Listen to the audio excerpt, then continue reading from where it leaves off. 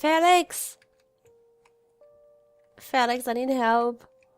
Should I go to bed? What? Oh no, I should stop. Okay. I guess she said let's go to bed, but I'm not sure. I exhaustedly cover myself with blankets, falling asleep as my head hits the pillow. And the oracle speaks to me. What is it? You look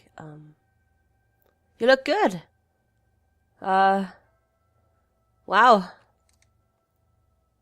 Oh, yes. Most definitely. To die, to sleep, to sleep, to sleep, to sleep. Perchance to dream, I the pants of time, the rub, for in the pale cast of troubles, and arrows of outrageous fortune. Is that us? Are we corrupted? Ahem. Hello there. Apologies for that little speech test. Your language is a bit tricky, but I'm a fast learner. You? Don't look so surprised. It's simply the form your mind gave us. Seems like despite your initial bravado, you're subconsciously afraid of me. So I took a more masculine form, although the concept of gender does not apply to me. Feel free to refer to us as Frey from now on if you feel like it. After all, my appearance right now is one of a May Pythia. Pythia? Oh. Am I dreaming? Technically, you are. However, the fact that we'll meet the next time you go to sleep, and the next time after that remains. I slumber by day and wake up by night. I asked just a moment ago? Isn't it easier for you to talk to me this way? Yeah, I suppose so. You look sunken. A girl from my class committed suicide. A pity. Were you friends? We weren't. Acquaintances? Not really.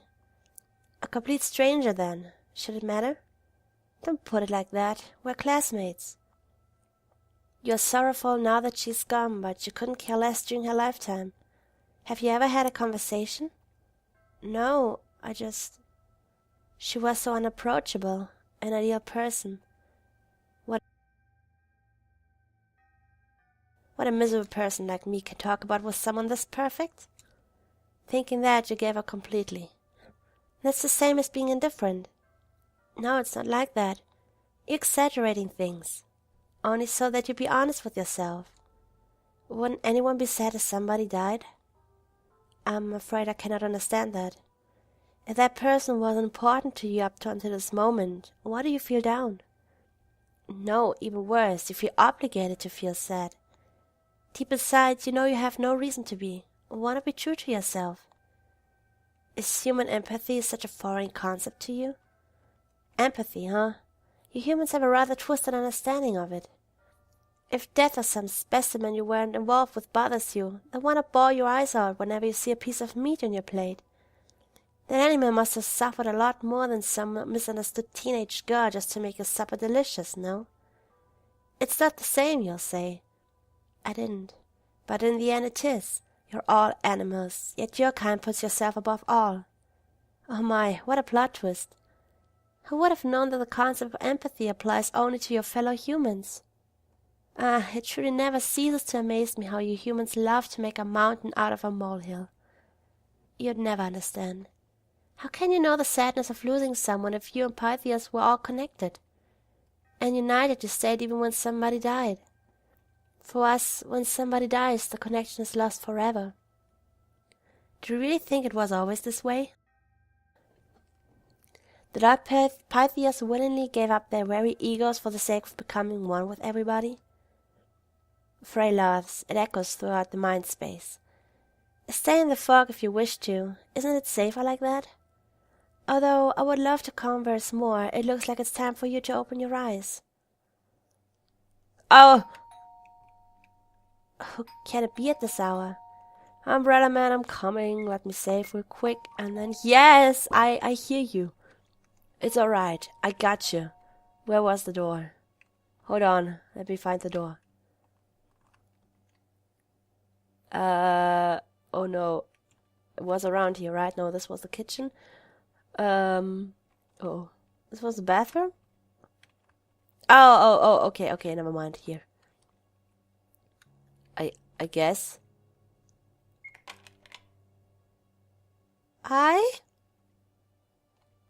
No, it can't be.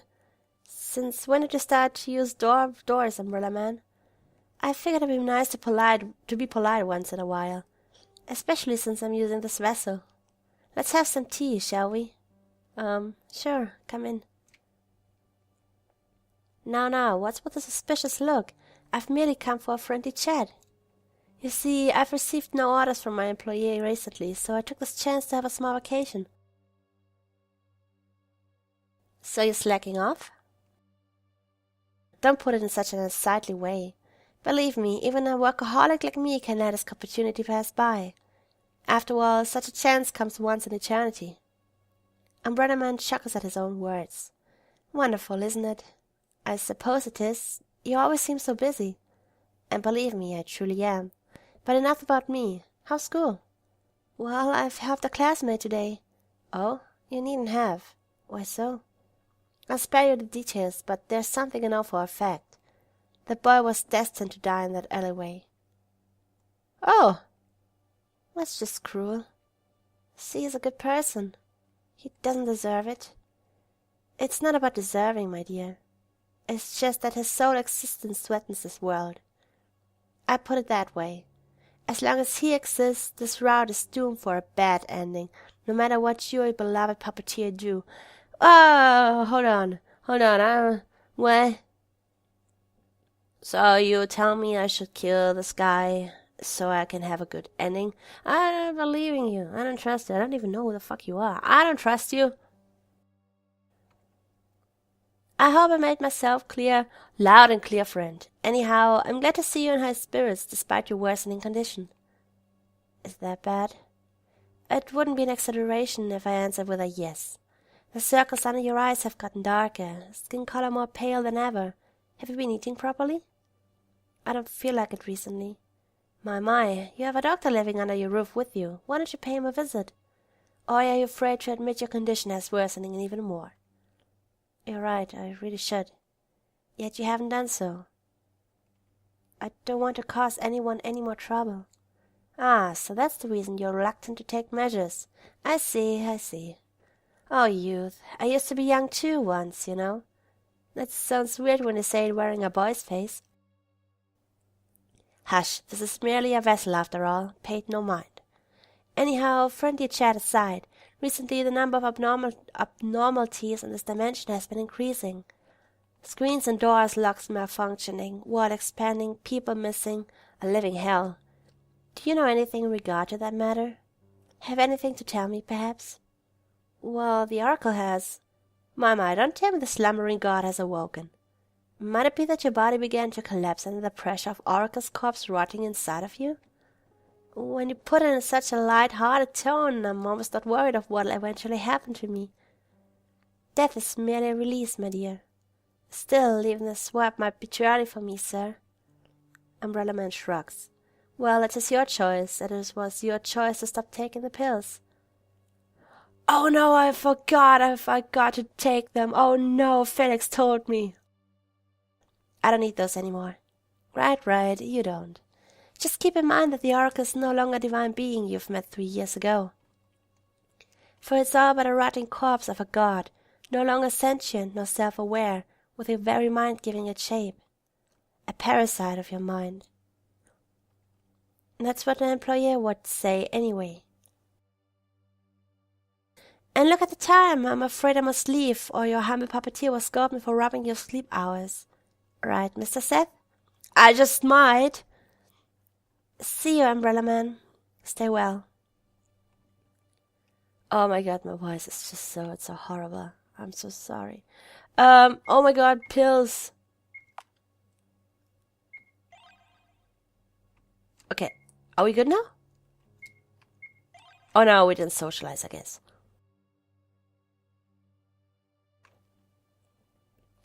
Back to bed it is, I guess, then. Oh my god. Oh, what else? Welcome back, Miss Wiltshire. Sorry, I don't feel like talking. Is that so? Well then, I wouldn't burden you with conversations. Instead, how about a bedtime story? And don't stand so far away. Come sit beside me. Sorry, I'm not very comfortable around you. Is that so? Well, there's no helping it. It's all a dream, remember? So feel yourself at home. I reluctantly sit beside Frey. Now, back to the story. Do you know the tale of the ink and paper princess? In our land during the pre-Ark era, it was a part of a psychology test. It was made to be unfinished, and the one who read it had to write the ending themselves. It's surprising how much one can learn about another person just by having to write a few sentences. Want to listen to my own version? I don't have the other choice, do I? So much for free will, right? Well then. A pitiful ink-black princess that looked for minds alike who ended up in prison of Paper Kingdom. But the story didn't end here. Time passed, and Paper Princess herself came to visit the prisoner. The two became acquaintances shortly after, and Ink Princess was freed of imprisonment. The Ink Princess taught Paper Princess writing, and no paper in the city was blank anymore. They obtained power known as knowledge. Paper Princess couldn't be happier. Yet, having spent so much time with Ink Princess, she became stained in Ink Princess's pitch-black color. Day by day, Paper Princess became more and more soaked in jet-black ink, until she was indistinguishable from the Ink Princess herself. That would be the end of the story. Okay. She fell asleep, huh? By the way, hello there, Mr. Seth. Is that how Miss Wiltshire calls you? Foo-foo, what a joke. You must be thinking that you're in control. What are you even here for, I wonder? You aren't even supposed to exist in this world. Ah, I know, you must be looking for answers. But I'm afraid you won't be getting any. Because, you see, Miss Wiltshire is an unreliable narrator. Okay. All right.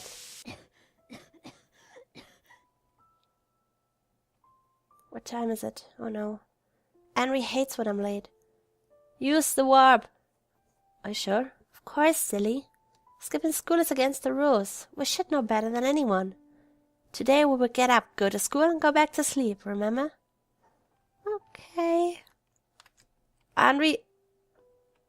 Okay, I'm sorry. Yes. Unavailable for you, so what now? Omnicubes. Hold on. No. Yes. Yo, Henry, hold on a second. Wait, oh, never mind. Let me save. Henry doesn't even turn her head in my direction. Miss Warhol? I lightly tap her shoulder. Henry finally turns around. She's on the verge of tears. Charlotte Wiltshire. Yes? Why didn't you come to eat lunch with me yesterday? Oh no. I waited and waited and waited, until everyone left, until the bell rang, but you never came. Henry begins tearing up again. I'm sorry, I guess I wasn't quite myself yesterday. I went home straight after that happened, you know.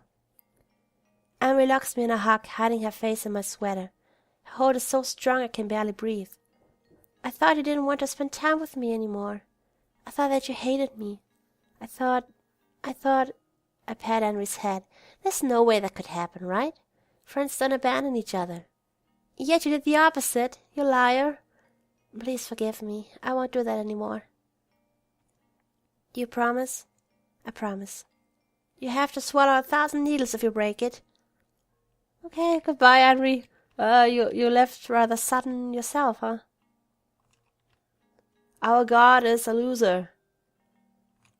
Hey, God. Oh, it's not that bad. Okay, let's sit down and have... God damn it.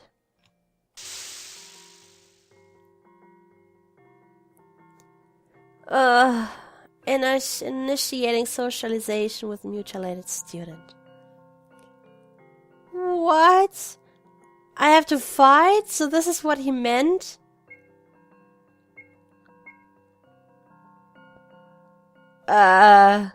Which part of the body do I talk to first, I wonder? Social battery points? Tries to say something. There was no effect on Charlotte.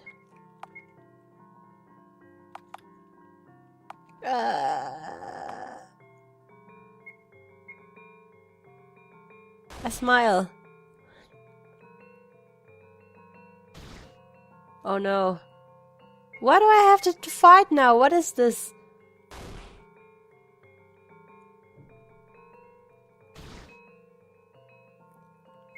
Let's keep on talking to it. Oh, I don't know if it died or if it became whole again. Let's just assume it would just say it vanished. Sleeping obtained. Let's start our class. Today's topic is the world. The house is the world. Oh, come on, give me a break. The house has 11 floors in total, with its structural elements changing their location on monthly basis. Air transportation in the house is carried through using elevators and warp technology. Could you stop doing that? The food in the house is generated by Omnicubes. The waste is disposed of by Omnicubes. The materials necessary for producing are generated by Omnicubes. It is speculated that 11th floor is populated entirely by Omnicubes, whose intelligence exceeds human by 400%. I'm trying to have a lesson here. Please, Charlotte. Are you okay, Miss Wilshire? I'm alright, I just need to use the bathroom. You may go. Okay. Yo, Henri, you wanna come with me? Girls always go together. Girls always go to the bathroom in pairs, in large groups. Is this the bathroom? I don't wanna die again.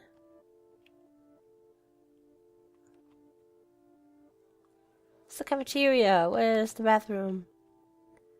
Oh shit. It's the principal's 3rd floor. Bathroom, where am I? Hi! What are you doing here? What is this? Washing internal organs in the sink is strictly prohibited. That doesn't work. I vomit into the sink. It becomes black from the ink.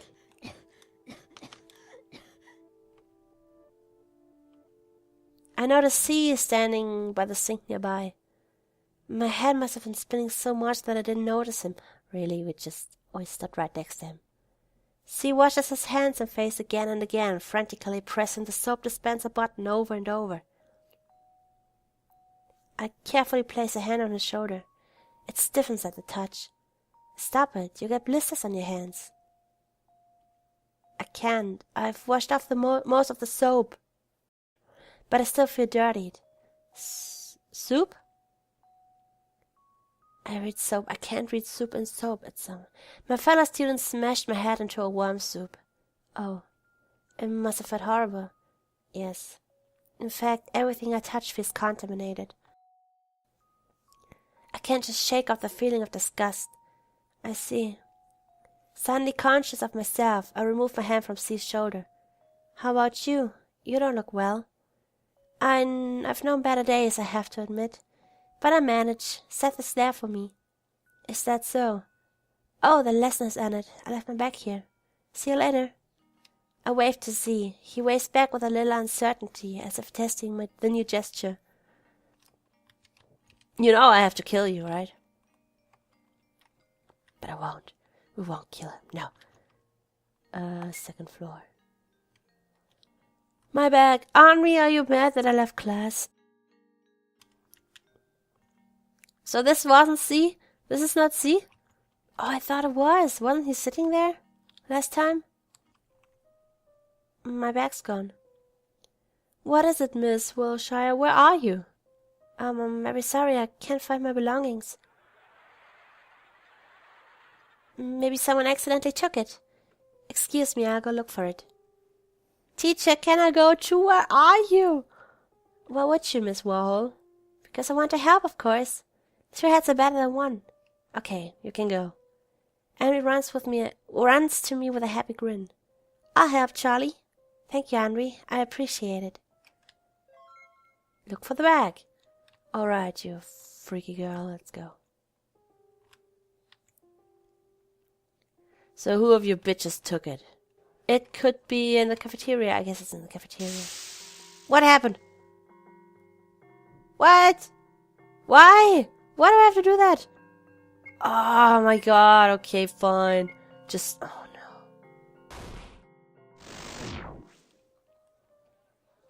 Great. This sucks. Where's my bag? Where's my bag? Please. Garden. Yes. There are mad cats out here, aren't there? Charlie, are these yours? I don't know. All the pencils and pens are covered in mud. I guess they're mine, huh? It's yours too, right? This textbook cost a lot. Okay, who was it? Who was it? There's another textbook. I wonder who did this. Oh, show yourself. I'm ready. And I like this notebook. The pages are completely soaked. Maybe there was some kind of a misunderstanding. There's no way it is. Henri picks up another notebook. Did I do something wrong? So, who's here? Even the pages of my book of truth are torn out, even though I worked so hard on keeping it tidy. Those bastards! How could they do this to you? I think it's some kind of a mistake. There's no way it is. Like I said, it's okay. Unforgivable. Unforgivable. Oh my god, are you going crazy now? Enough of this. I'll report it to the teacher. Looks like we've won everything. I don't feel like going to class anymore. Let's go home, Seth. Oh my god, everybody's going crazy in here. Holy fuck. Felix! Took you long enough. Hey, what happened? Is something wrong? You're covered in blood. Ah, don't worry, it must be mine. That's exactly what I'm worried about, stupid. You need to see Huxley, now. It's nothing important, really. Uncle's rule, no objections from the sick. Felix clumsily drags me to the basement stairs, tugging me by the sleeve. What were you doing, even? I've talked to God today. Oh no, this looks worse than I thought. Might as well need to check your brain function.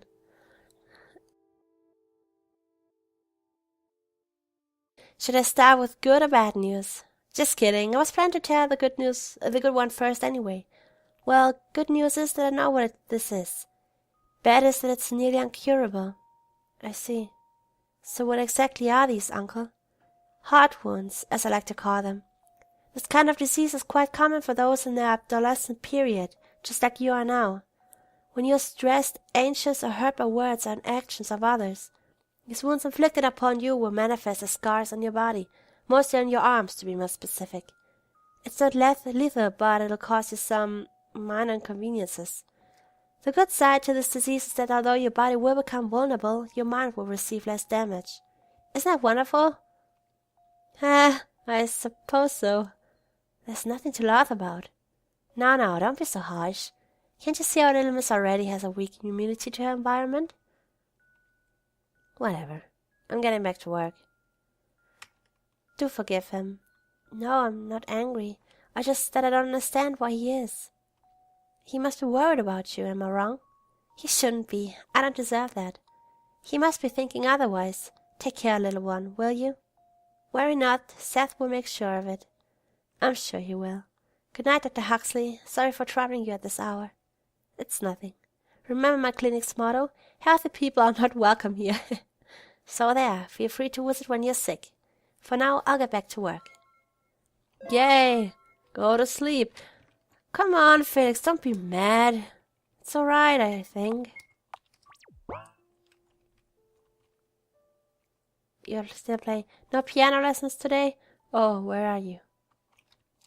He's not in here. He's gone. They're all leaving me. Felix? No, what are you doing?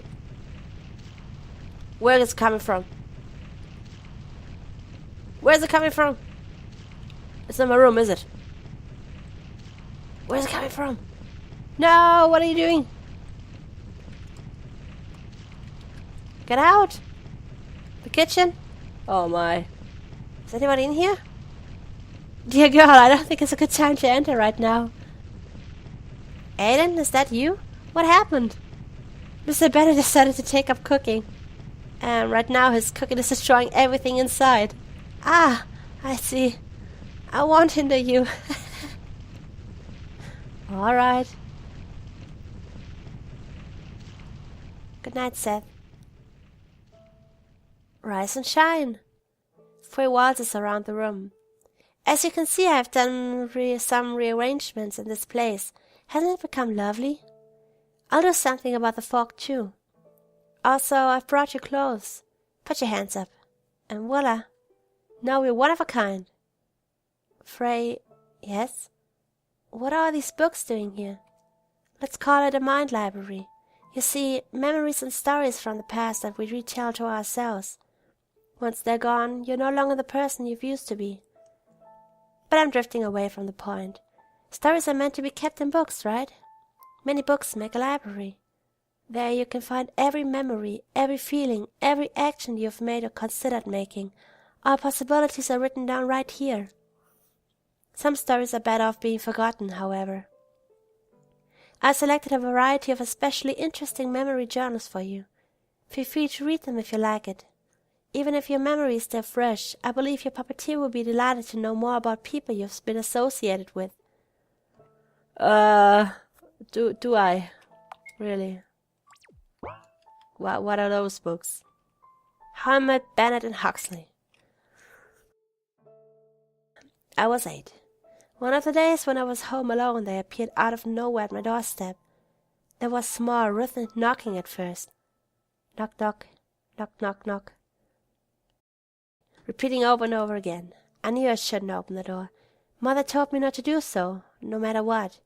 Good children don't disobey their parents. Knock, knock. When I was scared of the unknown, I crawled under the bed to hide beside the monsters beneath it. I felt safe among them. As time passed, the knocking got louder and louder and louder until I couldn't bear it any more. I was adamant on staying under the bed until morning comes. Then I heard the door opening with a click sound. Someone came in. My room had no lock, so I ran to the bathroom. However, I was too slow. A figure in a hazmat suit covered my mouth, another hand curled around me in an iron hold. Shh, the intruder whispered. Don't make a sound. Another figure had a mask on, the one plague doctors from horror movies would wear. He spoke like a doctor, in an understanding, polite voice. We are sorry to interrupt you, but I'm afraid we have no place to go on this cold, and the other households we've returned to express quite an inadequate reaction to our humble plea for shelter. After being turned down so many times, we figured we'd force our way in. You see, we are so very tired. Do you live alone? The person in hazmat suit asked in a harsh tone, hissing at me. No, was my stiff answer, in a voice hoarse from fear.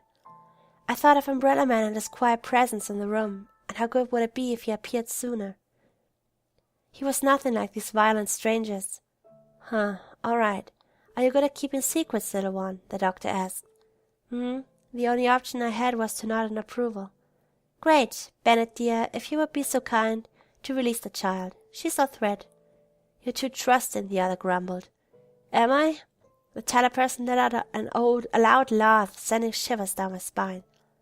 You see, I'm a doctor, he continued. Figures. However, my stay in this place is highly confidential, so I wouldn't like anyone on our tail. Please do respect that and keep our stay here a secret.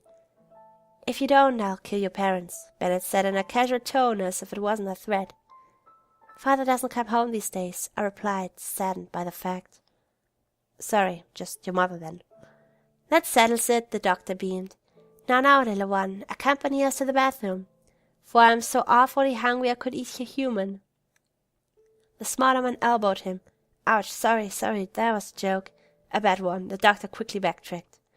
In the morning, I found the two peacefully sleeping in the bathtub, having eaten all of the soap and shampoo on the shelves. The other day they settled in the basement, and a week later I was doing all kinds of errands for the research, collected bugs, bought a yearly supply of soap and the funds from a money jar, and helped carrying out the bags with unknown counting on a daily basis. Of course I made sure Mom never ever went to the basement at night. Umbrella Man appeared weeks later, only to pat my forehead and reassure me that he'd keep an eye on them. Memory end. Okay, how did we meet him? How I met Aiden. I was 9. It was during Christmas when I hid under the sofa in order to catch the Santa Claus with a rope and a bottle of chloroform. The only one who came through the fireplace wasn't St. Nicholas, but a horned creature instead. Come out, mischievous one, I can see you, he called. Unwillingly, I had to comply, hiding the chloroform behind my back. You're not Santa Claus, I declared, a bit disappointed. I am widely known by the name of Krampus, the beast answered, proud of himself. So Santa won't come, I sighed, sulking even more. Santa Claus brings gifts to good children only. I come to punish those who misbehave, the beast continued. But I'm a good girl, I declared confidently. And may I ask why you think this way? Mom says so. Even though she barely sees you, how can she make that statement? Mom's always right. She also said not to talk to strangers, I added, pouting. In a swift moment, I brought a chloroform-soaked towel to the creature's face. Seconds later, he was sprawled on the floor, motionless. It's a pity you're not Santa Claus, I exclaimed, hovering over him. Slowly, I dragged the body down the stairs to the basement. What's the commotion about? 2 figures peeked out from the section's room doorframe. It was Bennett and a co-worker of his, Florence. You bought friends. Why didn't you say earlier? Ever since he found a new bright yellow hazmat suit and was no longer called B12, Bennett was constantly in a great mood. There were barely any signs of the moody person he used to be. Mind helping me a bit? I smiled, sweating. Sure. What do you want to do with this? Dissecting? Researching? Eating, perhaps? Bennett asked mischievously. No, I want to become friends. How do you plan to do that? Florence gave me a worried look. I looked at the ceiling as if the answers were there.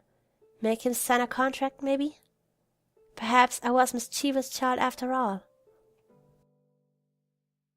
Oh my god, okay. A piano? Wanna try it? Today I pass.